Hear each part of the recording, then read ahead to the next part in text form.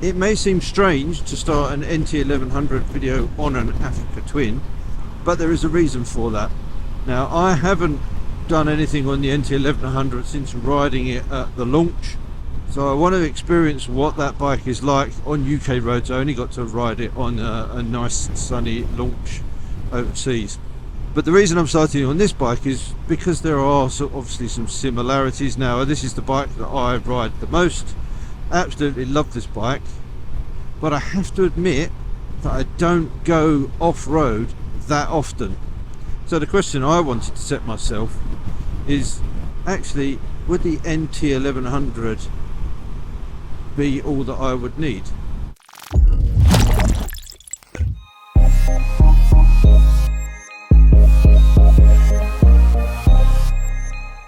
So the idea of the video is to revisit the NT1100 and spend some time on it on UK roads, UK riding conditions, and see what that's like.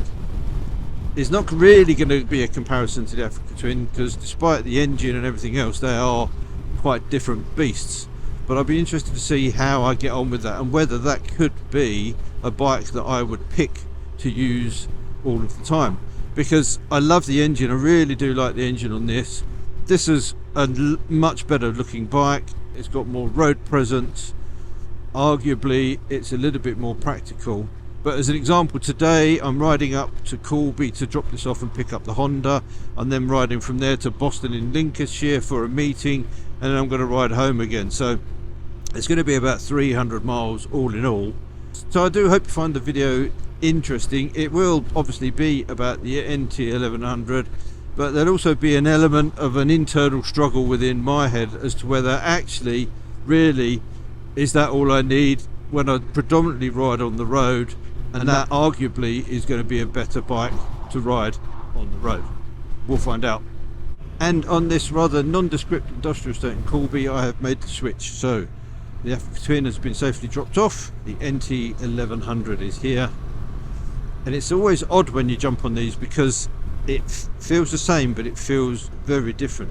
Very familiar, but a distinctly different riding position. Narrower bars, lower, feet on the ground easily if you're shorter in the leg, and what is a very comfortable seat. I think this has got a really fantastic seat on it. And actually, it's probably a good time just to cut away to remind you exactly what's on this bike and go through the specs and stuff. So let's get that done, and we'll come back to the riding later. Let's just refresh our memory and look at some specs and numbers. The engine that powers this bike, of course, is the 1084cc parallel twin found in the Africa Twin, and it puts out 102 horsepower and 112 newton meters of torque. If you trawl through the internet comments for this bike and for the Africa Twin, you'll often see things like only 100 HP or it's not enough power, and I think that really does misrepresent what this bike can actually do. The shove from that low down torque really does give this bike some punch, especially after that 7% increase in mid-range power that we saw in 2024. It's the way that that power is delivered that matters, not just the hollow spec sheet numbers. 20.4 litre tank is good for over 200 miles of range, and the 820mm seat height makes it manageable despite its 249 kilogram curb weight. That's for the DCT equipped electronic suspension version that we have here. The standard bike with the manual transmission weighs in at 238 kilograms. There are three models in the lineup. The standard NT1100 with manual transmission, which costs $12,799. That's followed by the DCT version with standard suspension at $13,899. And the range topping DCT ES that you see here will set you back £14,299. All three models come with the hard panniers as standard, as well as Apple CarPlay or Android Auto on the 6.5-inch TFT screen. Actually, the only difference in terms of spec for price between the three models is the DCT on the middle model and the DCT with the electronic suspension on this one.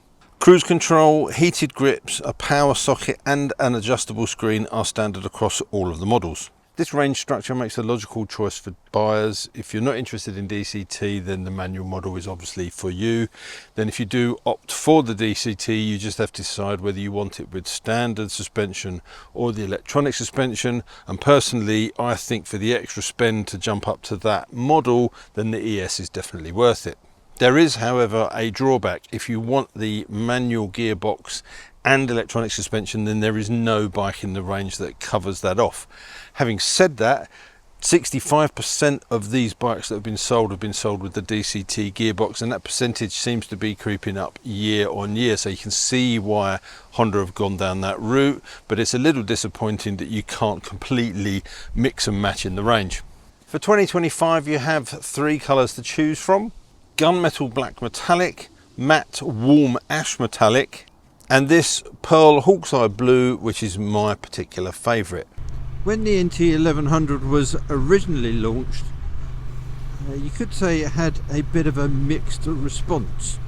People liked that it had the same engine as the Africa Twin. It was a return to a touring bike for Honda, which they hadn't had for a while, other than the Goldwing, I guess. But people weren't keen on the looks, people weren't ready for that front end, and there's also that small element of people who said, well, it hasn't got a shaft drive. I don't think we'll ever see a shaft drive appear on this bike. The cost of development, the extra weight, the extra cost, it just isn't worth it. Modern chains are easy to maintain. You don't get that much chain stretch anymore, and as long as you keep them looked after, then they're fine. If you're doing tons of miles for touring, then get a fit of Scott oiler or something. I think the styling is a little bit sharper. I actually don't mind it. I'm riding it at the moment with the screen up in its highest position because it's a bit colder today than I was expecting, so I'm trying to keep the wind off me. It's practical. It's a good screen now that you can operate it with one hand. It doesn't look that fantastic, but of course looks are subjective, and there will always be people that say, no, I don't like the look of it, it's ugly, it's boring. Those are the bits that were thrown at it. I'm not here to sell the bike to you. It is what it is, but what I want to kind of demonstrate is actually just how good a bike I think this is and the reasons why. 2 weeks later. So now I have had the opportunity to ride it here in the UK on British roads in British conditions. What do I think of it? Has my first opinion from that ride in Spain changed? And the answer is no. If anything, this has just solidified why this is such a good bike. It's comfortable, it's practical, it comes well kitted out. You've got the panniers, you've got heated grips, you've got cruise control, you've got the CarPlay, you've now got that adjustable screen which you can do with one hand. I've covered lots of miles on this, long days, and it's been fantastic. I think maybe it's a little bit of an underappreciated bike in the UK, and I guess I can see why. It's not necessarily the most desirable of bikes. It's not a bike you look at and it gets your pulse racing. Well, not many people anyway, but it's not that kind of thing. I think it's a classy looking tourer, but for its intended purpose it has been very good. If you look at the sales numbers, it has been a success for Honda. Now, I've not been able to get hold of any up-to-date sales figures to see how this particular model has fared, but if we go back to 2023, the NT1100 was the top selling sports tourer, they put it in that category, across Europe. Honda sold in excess of 12,000 units.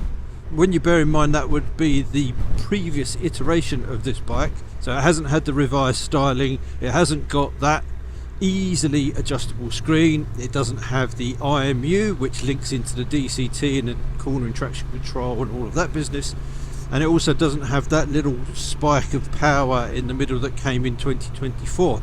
So I can only imagine these changes, where I think this is a better bike than the previous one, potentially would mean that that crown may still have been in place for 2024. I haven't seen that. If I can get some numbers before this video goes live, I'll put them on the screen. But I can see why. I have thoroughly enjoyed riding this bike. Yeah, okay, I do like the Africa Twin, but I'm not letting that bias my thoughts. As an out and out tourer, It's got everything that you need. Comfort, kit, practicality. You know, the luggage, which I haven't got here at the moment, is good, and it comes as standard. Doesn't matter which bike you buy in the range, you get that luggage. The bike's been an absolute joy to ride. Very easy to get on with. You can munch miles in absolute comfort for hours on end, but then when you get into the twisty stuff, it's a much more dynamic bike to ride than people, I think, give it credit. You really can throw it around, and it's got that really nice sort of flat, neutral handling dynamic, which means that you get a lot of confidence out of it.